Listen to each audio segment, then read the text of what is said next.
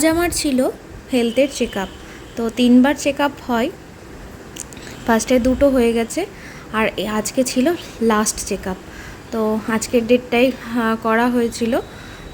যাই হোক, বাইরে এখন চলছে প্রচণ্ড পরিমাণে বৃষ্টি।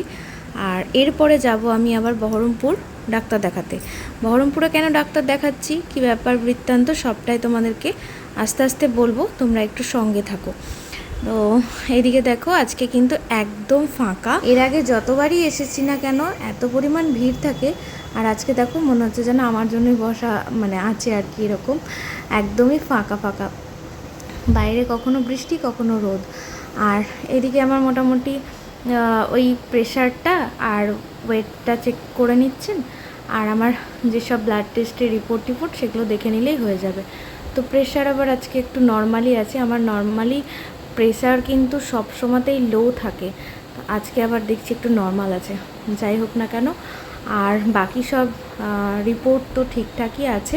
তো আমাদের দেখানো হয়ে গেলেই আমরা এখান থেকে কার্ড নিয়ে বাড়ি চলে যাব।